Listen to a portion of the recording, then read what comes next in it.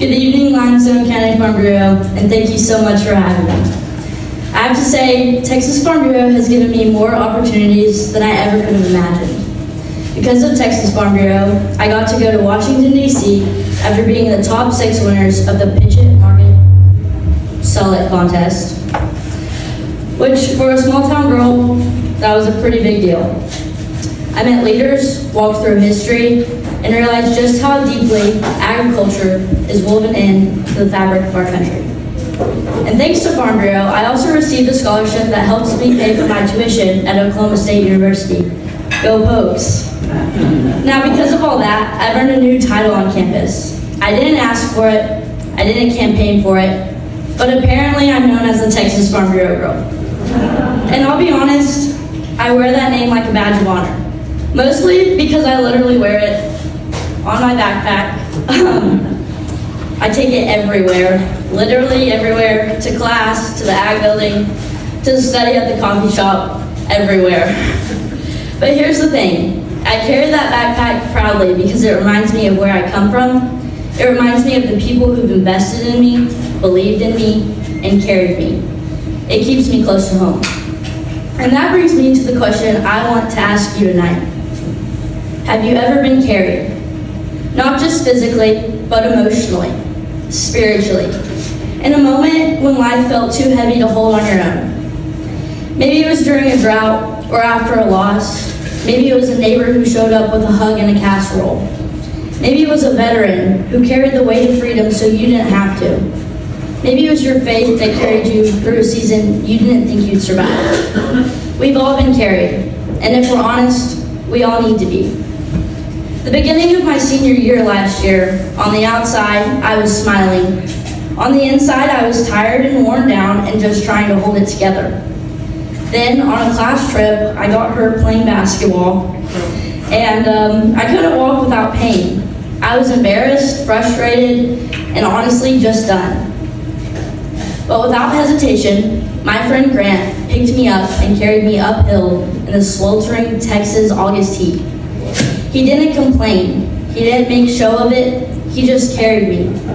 And in that moment, I realized the people who carry others are the ones who leave a lasting mark on the world. Grant didn't just carry me physically, he carried me emotionally. He lifted my spirits, he made me laugh when I didn't think I could. He reminded me that I wasn't alone. And that kind of strength, that quiet, steady, selfless strength, is something I've seen in another group of people, our veterans. Men and women who step into danger not for glory, not for recognition, but for each other, for their families, for their country, for us. They carry in one another through fear, through loss, through sacrifice. They carry the weight of freedom on their shoulders, and they do it with courage, with honor, and with love. That spirit of carrying others is what inspired me to write my book, Ema the Patriot Cowgirl, The Power of Things. It's a story for kids, but it's rooted in something timeless. It's about a little girl who learns what it means to be truly grateful for the people who protect her, who serve her, who carry her. It's about honoring our veterans, not just with words, but with action, with stories, and with heart. Because gratitude isn't just a feeling, it's a responsibility. And I believe that if we want the next generation to understand sacrifice, to understand service, and to understand what it means to carry someone, we have to teach them. We have to show them, and we have to tell them the stories that matter. That's why I wrote Ema the Patriot Cowgirl. It's not just a book, it's a thank you. It's a seed planted in young hearts. It's a way to carry forward the values that built this country. And those values, they're alive and well in agriculture. Farmers and ranchers know what it means to carry people. You carry your neighbors through droughts and floods.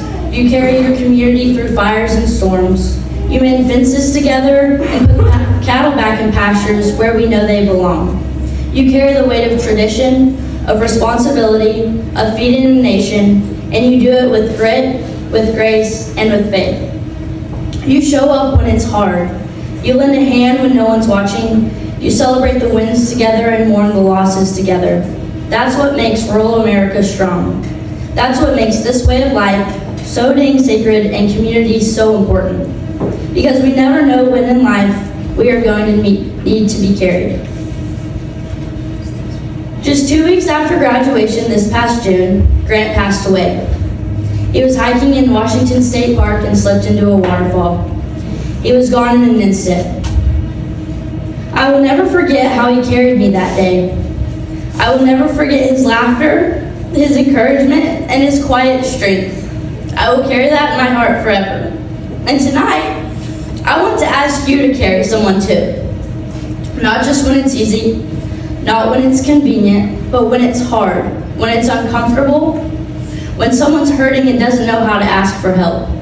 Carry a neighbor, carry a young person who needs guidance, carry a veteran who deserves to be seen and honored, carry the next generation of farmers and ranchers by teaching them what service looks like, what gratitude feels like, and what love does. Because the truth is, life is fragile, time is short, and the mark we leave isn't measured by what we build or what we earn, but by how we carry others. So carry well, carry faithfully, carry with love, and remember, love Jesus, eat beef, and thank a veteran. Thank you again. I'm so proud to carry this moment with me. And if there's any veterans out tonight, thank you so much for your sacrifice and your service.